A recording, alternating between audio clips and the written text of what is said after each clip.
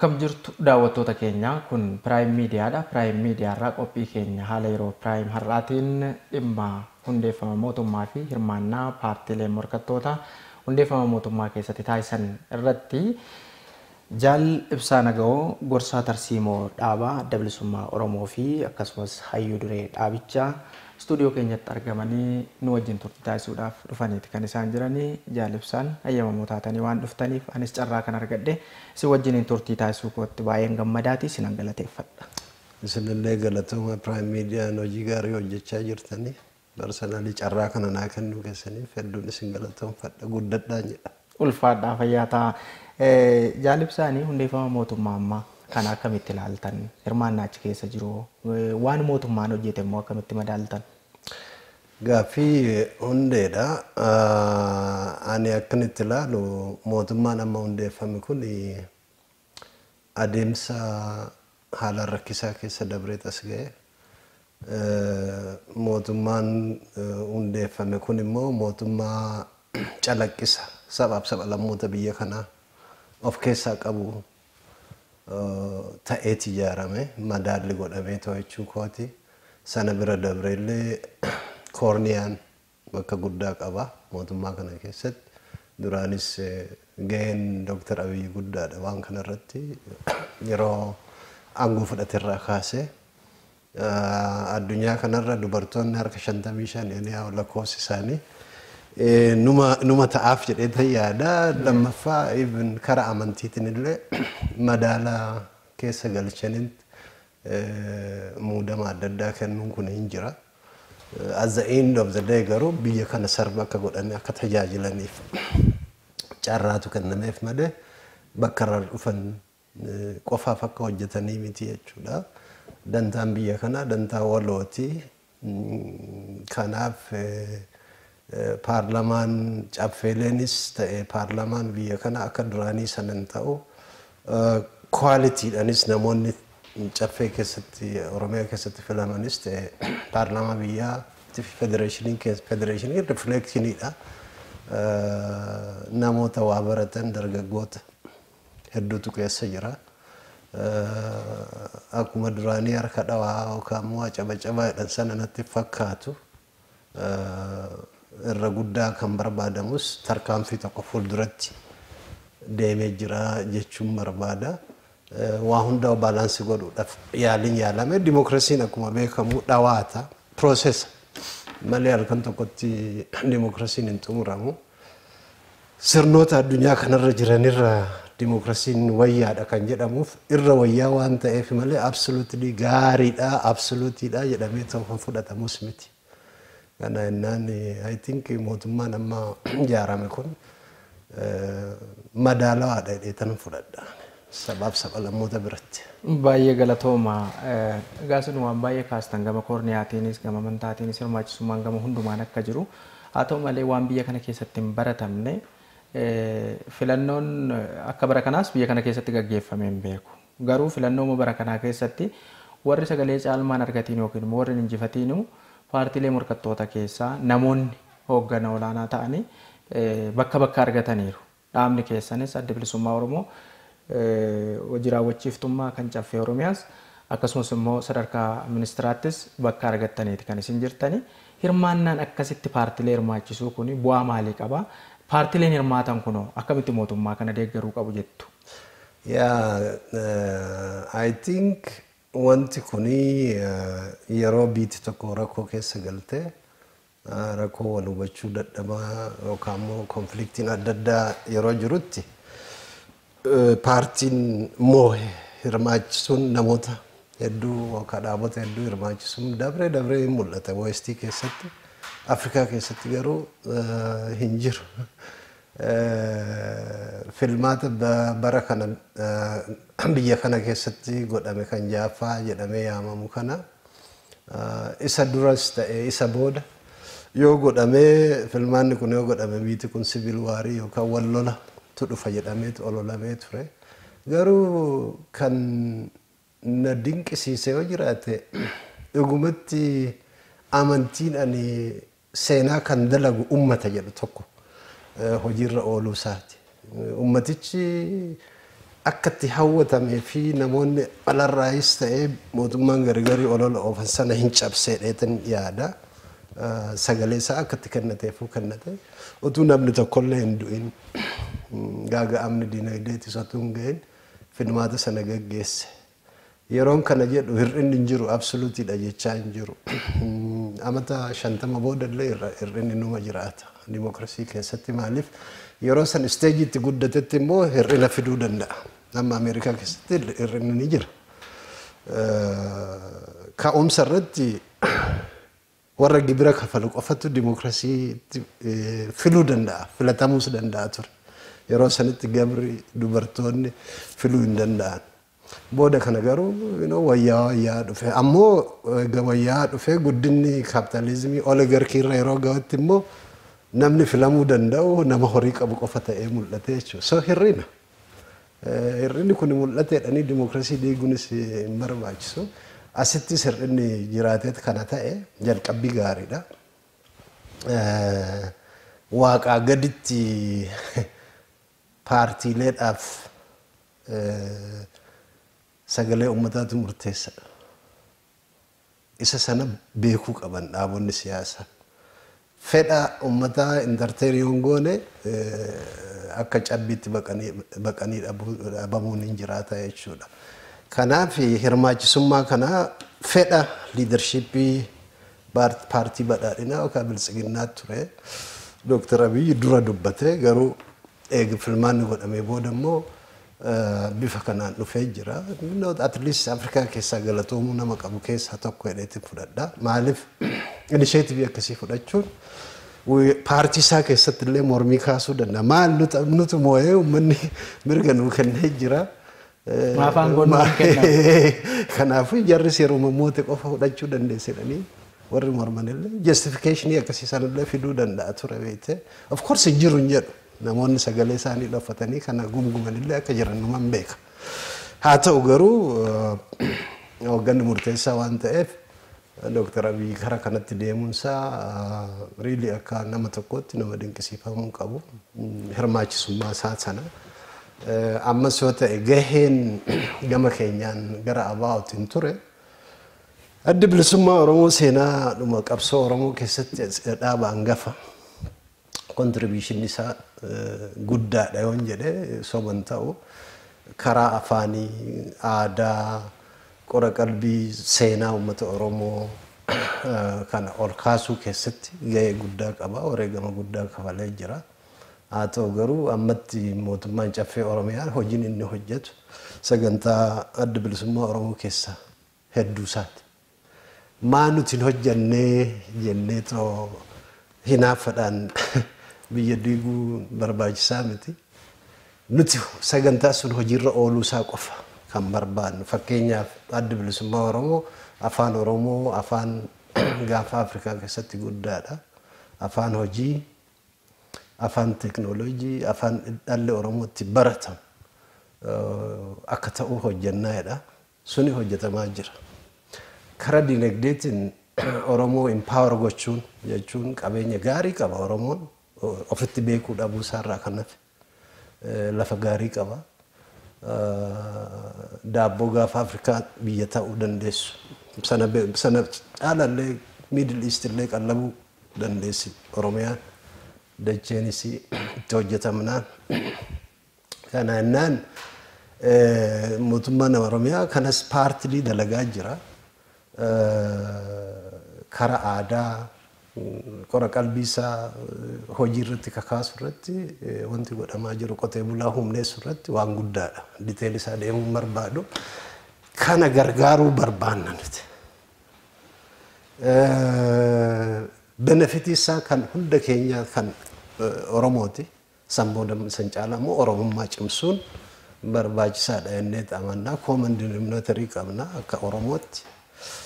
Biyya riijinii sabdaneessa keessatti Oromiyaa jedhamtee jiraattu jira. Isii jabeessuun biyya kana jabeessuu akka ta'e itti amannaa. Garaagarummaan keenya waan xixiqqashaa wal hubachuu dhabuudha. Isa kanas kan fide aadaa siyaasaa biyya kanaati.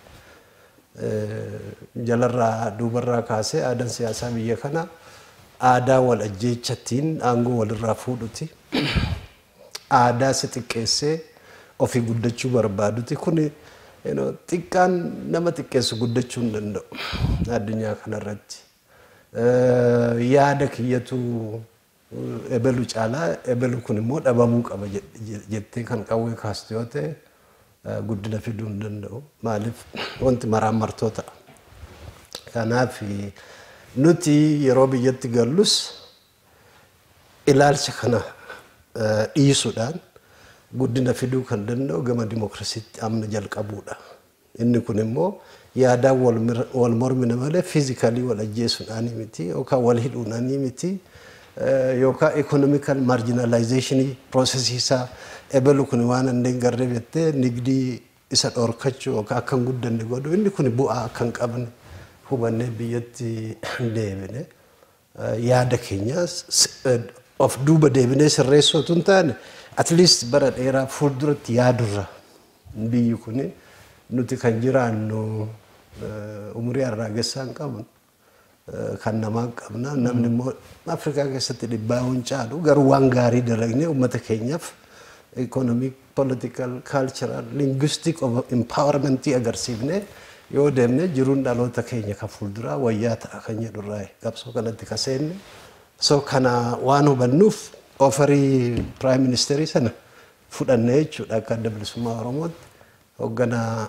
keessatti mari'annee nama lama kennine kunis caffee Oromiyaa keessatti hayyuu dureen akka fudhatu kanas ka gooneef bakki keenya Oromiyaadha.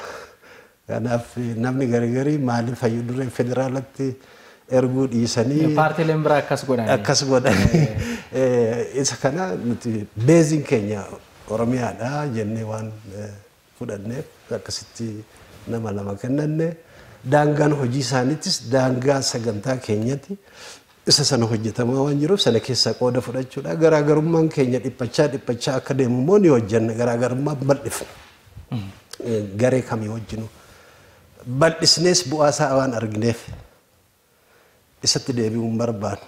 Kanaannaan ilaalcha bareedaa Oromoon tokko bifa sagaleetiin Dr. Abiyyi fi liistiroon Oromoo tokko walqixa jennee xamana. Sagaluma takka qaba. Waan Dr. Abiyyi ta'eef yookaan immoo Ibsaa Nagayoo ta'eef ati taateef nama biroorra sagalee 5-6 qabda jechuun hin danda'amu. Perfection in democracy kana hubatu baatu hiree isaa irratti kan murteessu uummata jennee waan amannuuf murtii qawweetiin aangorra turu yookaan aangorti bahu kan jedhu sun bu'aa kan qabne historically yaada badaa akka ta'e addunyaa kanarratti disproved waan ta'eef isa kana hordofuun gaarii miti jennee amanna.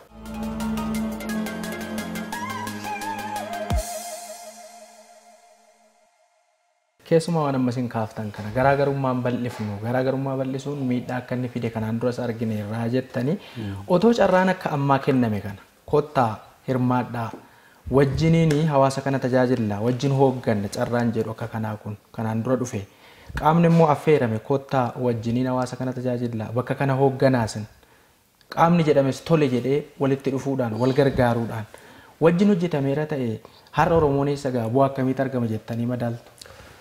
Ani waan kana garaagarummaa dhiphisuu irratti nama dhaaba kana keessas ta'ee bara dheeraa tattaafate.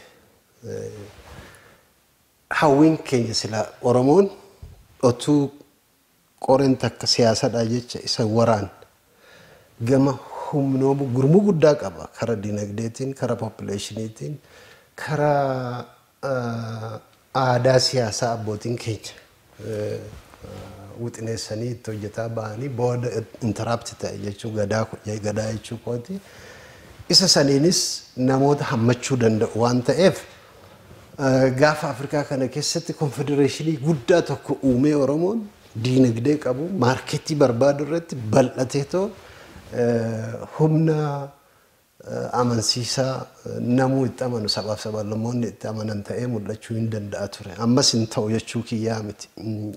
Sadarkaa ammaatti silaa garaagarummaan xiqqaate tokkummaan sun akkuma hawwametti deemee jiraate bareedaa ture kan akkasii kaasuu danda'u. Egaa biyya dhufnee dhaabonni Oromoo hedduu turan. Marii ji'a 8 gaggeessine. Ishuu Oromoo wanti jedhamu hundinuu hin ka'e. Afaan irraa kaasee, aadaa irraa kaasee, daangaa isaa tiksuu irraa kaasee, hariiroo sabaaf sab-lammoota gidduu qabaachuun isaan malu. Hariiroo gaafa Afrikaa irratti mootummoota ollaa wajjin qabaachuun irra jiru. Kara diinagdeetiin akkam ta'uutu irra jira Oromoon akkamitti empower ta'uu danda'a. Qonnaan bultoonni kun akkamitti qonna duubatti hafaa kanarraa bahuu danda'an. Afaan Oromoo akkamitti afaan biyyaa ta'ee sanbooda economic power yeroo qabaattetti immoo namuu afaan kee dubbataa beeke. Si wajjin waan nikdii godhuuf. Awaajii baasuun nama hin barbaachisu beektaa yeroo garagare. Gaafa Afrikaa irratti Somaales ta'ee Jibuutii yookaan Keeniyaa afaan Oromoo hin dubbatama. Biyyoon dizaatillee Ugaandaa ni jiraami dabree hin jira Taanzaaniyaallee. Isa kanarratti mari'ataa turre jechuudha. Gaaffii Finfinnee akkamitti readjust ta'a within the framework of the constitution jechuun kara heeratiin heeruma amma jiru kanaan achi keessa special status wanta jedhutu jira. Oromiyaa jala jira. Special interest qaba afaan Ingiliziitiin. Special interest fi interestiin adda. Special interestiin constitution heeraa waan qabuuf akkasumallee sovereignty irratti qabda yookaan immoo irratti itti gaafatama qabda kan jedhu. Lafti lafa Oromooti. Dantaa addaa qabdi Oromiyaan jedha. Dantaa addaa qabdi jedha. Isa kanallee karuma heeratiin akkamitti hojiirra ooluu danda'a kan jedhu warra beekumsa kara heeratiin waan kanarratti qaban mari'achiifnee turre akka jaarmayootatti isaan suni heeruma amma jiruun solushiniin argamuu danda'a kan jedhu lafa kaa'an. Mariidhuma ji'a 8 kana keessatti bilchinaan jechuudha. Jettee miti anis keessa ture. Hin danda'ama. Kana duraa'u mootummaa Oromiyaatu dadhabina. Isa kana yeroo jennu dadhabina mootummaa Oromiyaa caffeensaa ofiifuu hoggana isaa filachuu sadarkaa hin dandeenye irratti ture. Dhagaa akkanumatti cuunfadhaan walitti dabrootu hin taane sarkamistansiin keessa turame maali kan jedhurraa kara saniin otuu jabinni jiraate akka ammaa kanatti karuma seera konstituushinii amma jiru kanaan Finfinneen daangaasii murtaawaa ta'e isirrattis kosiin isirraa bahuu fi kun hundinuu interestiin Oromoon irratti qabu bishaan Oromiyaa keessaa dhufeetoo as eenyu jedhu kun interestii sun define ta'eetoo bahuu danda'a kan jedhu marii sanarratti ni yaadadha. Namoonni akka kiyyaa waan addaa fa'i dhiyeessu turre waggaa 27f interestii Finfinnee irratti Oromoon qabu shalagameetoo mootummaa Oromiyaatti galuu ka qabu hin jira kan jedhu qabaachaa turre. Ammallee kanatti hin amana. Beenyaanu justiceedha. Lammaffaa Finfinneen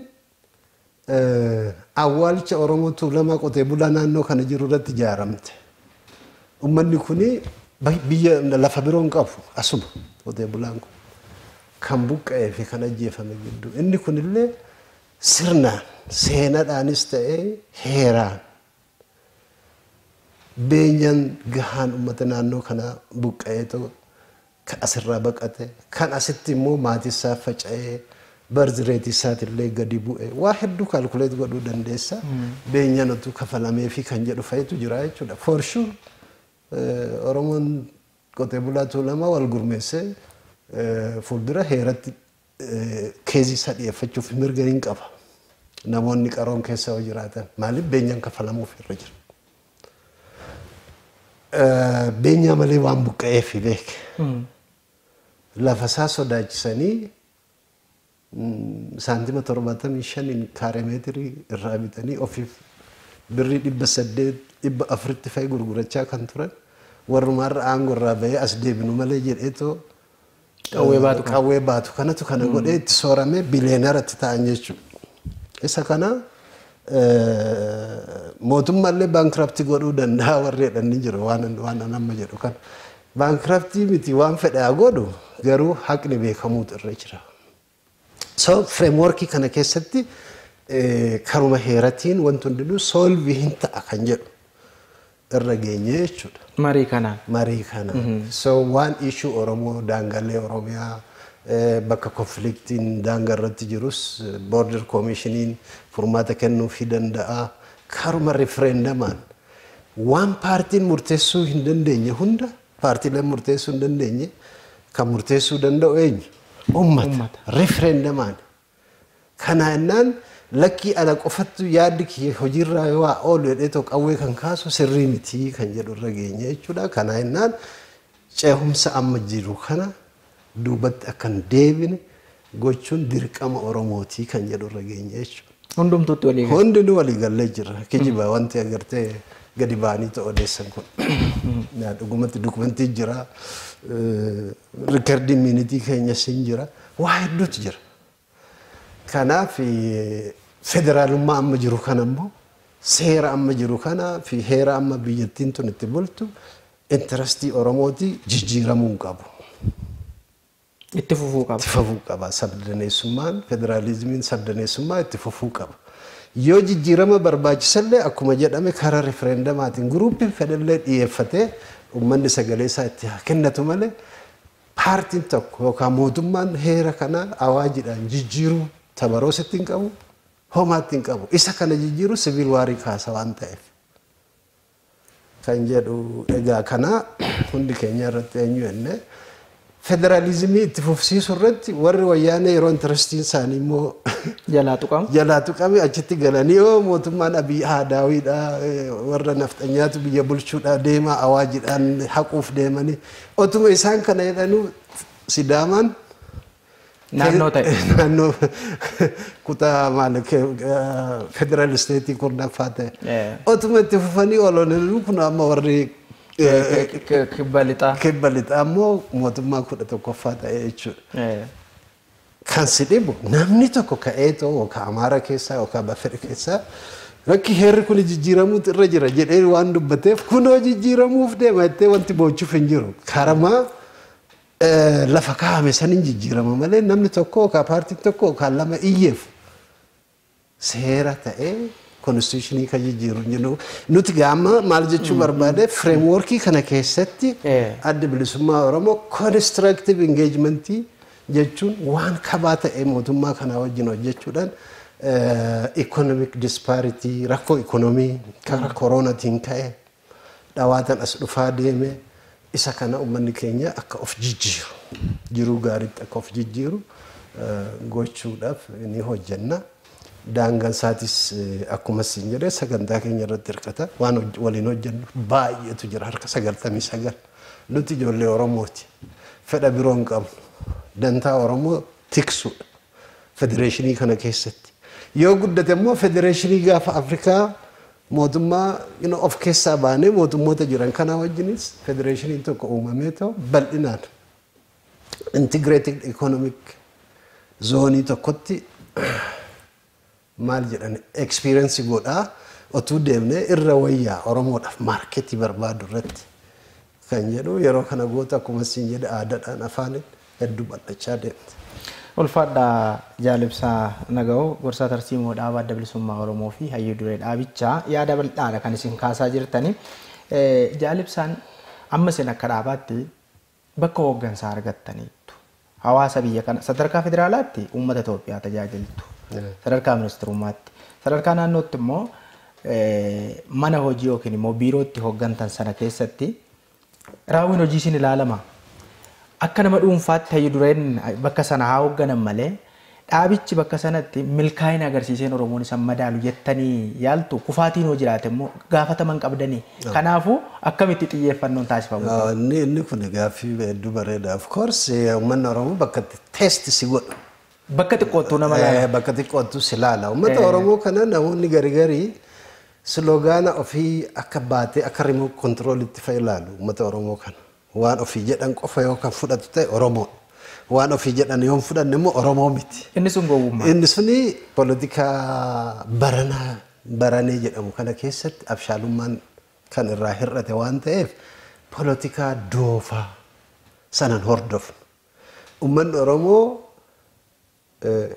hojii kee kasitti kenname sana sirnaan yoo hojjenne si beeka si hubata isa tajaajiluuf waadaa seente waan ta'eef yoo hin tajaajille immoo si arga guyyaa guyyaadhaan. Kanaaf mootummaa keessatti miseensonni adda bilisummaa Oromoo sadarkaa adda addaatti qooda fudhatuuf deeman kan amma beekamanii alattis hin jiraatu ta'a. Hojii gahee malaammaltummaarraa qulqulluu ta'e hojjechuu qaban. Inni kunis dhaabni kuni fuulduraaf kan itti qaadhimamu ta'a biyya bulchuufis ta'e biyya bulchuu dhabuudhaaf. Kana jennaan an dhugaa dubbachuudhaan miseensonni adda bilisummaa Oromoo magaalaa kana jiraatanillee jiruu gadhaantiidhaan jiraatu. Doolara takka baatitti guyyaatti dhimma itti bahu jiruudhaaf dhugaa dubbachuudhaan damooza malee hojjetu. Volontarlii bara dheeraa waggaa 20-30 akkasitti hojjettee jiraachuun hedduu rakkisaadha. So namoonni akkasitti koomitmentii sana qaban har'a koottati tajaajila uummata keessan yeroo jedhamuuf gammaduu qaban. Keessatti argamanii uummata kana jiruusaa jijjiiruu qaban. Miseensonni caasaa mootummaa keessatti dhaaba keenyarraa gamasitti amma ramadamanii dirqama itti kennames isa kana ija gatiitiin laaluu qaban jedheetan amanaa. Hin laalanis jedheetiin amana. Kaleessa harka qullaa damooza malee mindaa malee uummata sarbi godha. Har'a immoo deemetoo uummata irraa gubboo nyaata jedhee hin yaadu. So kana jennaan yookaan waadaa sana cabsan jechuudha. Baay'ee galatooma.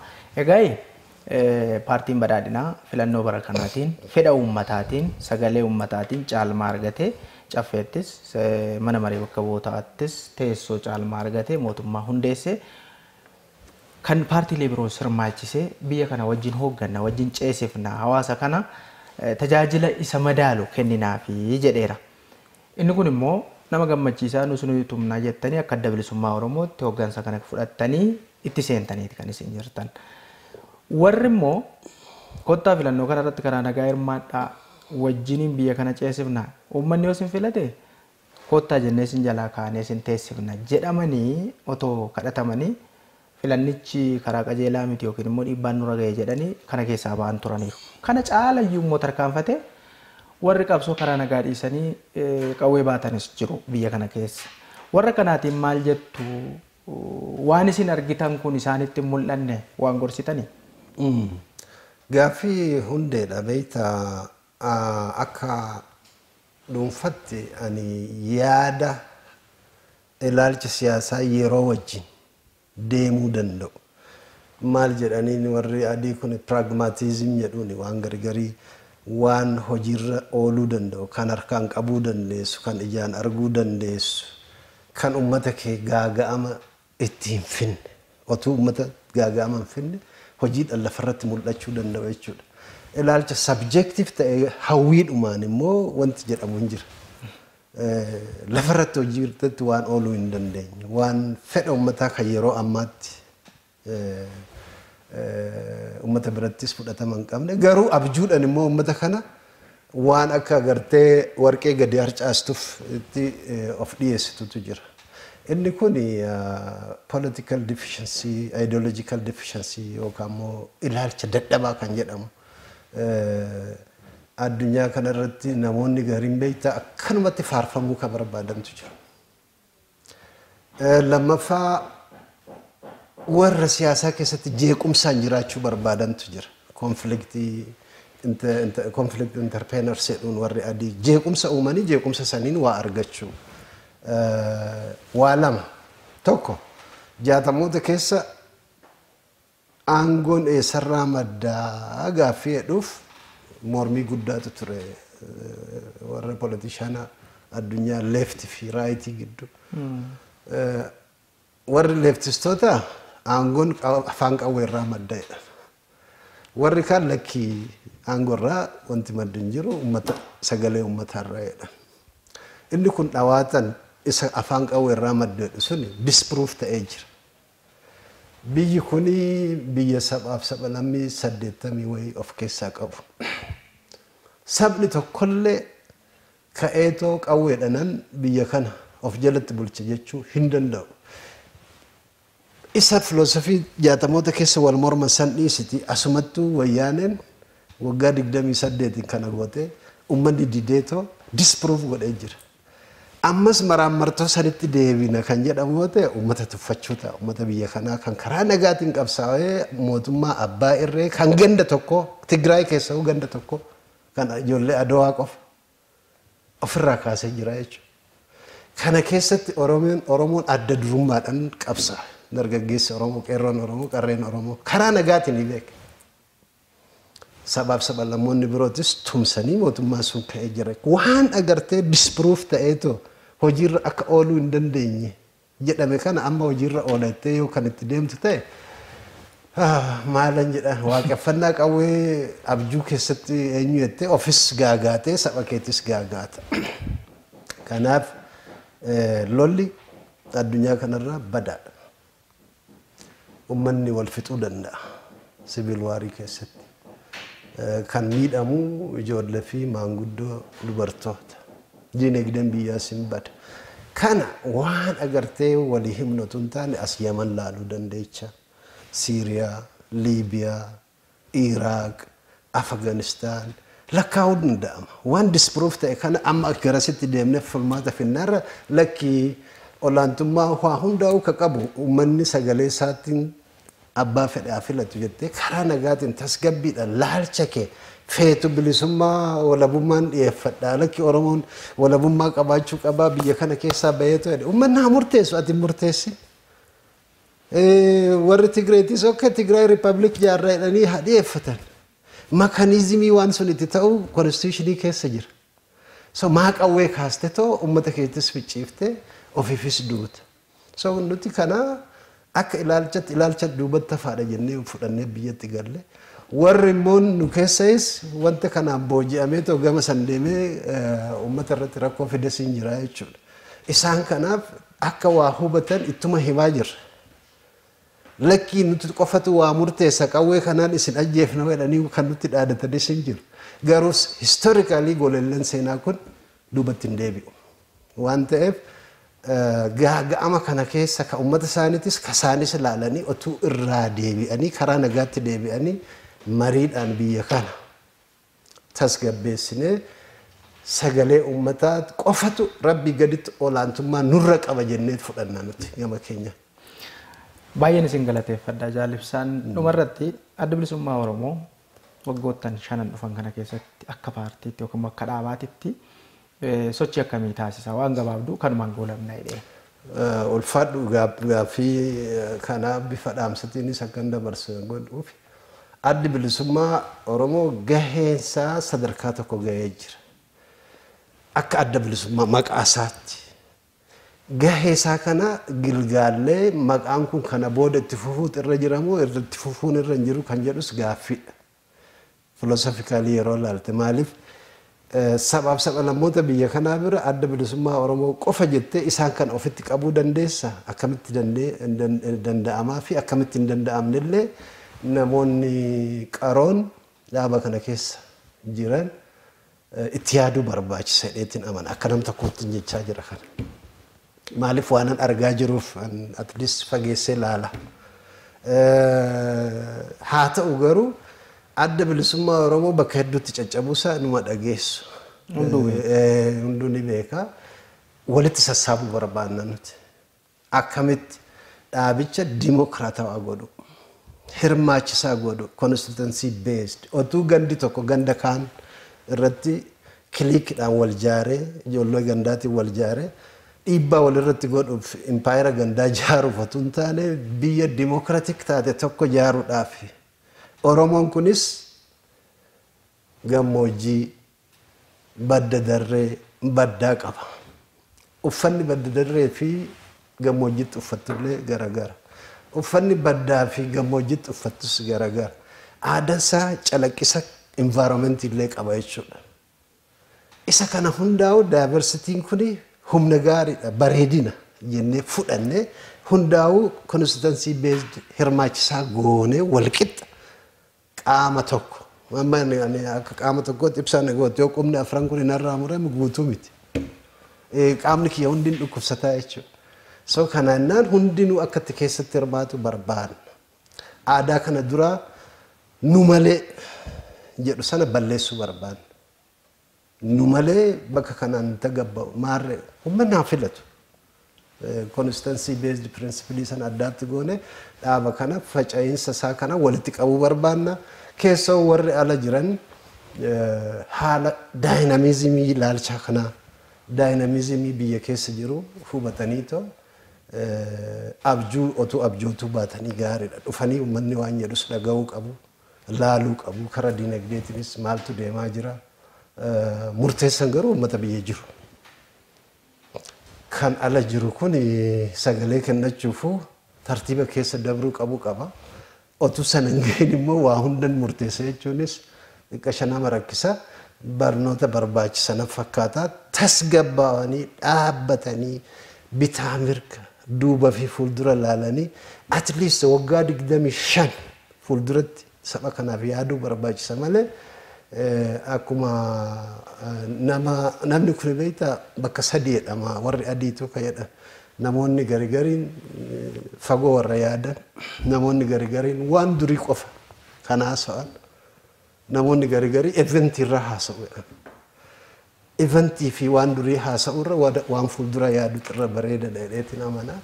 Kanaaf gahee akka nam tokkoottis ta'e akka murnaatti garee akka dhaaba siyaasatti adda bilisummaa Oromoo deebisee of jaaretoo poolisii mootummaa irraa hir'ate uummataa dhiyeessuuf kan immoo walitti dhiyeenyaan hojjechuu dandeenyu walitti dhiyeenyaan hojjennee benefitii isaa uummanni Oromoo akka argatu barbaada malee lakkii nu qofatu hojjeta kan jedhu of keessaa hin qabnu.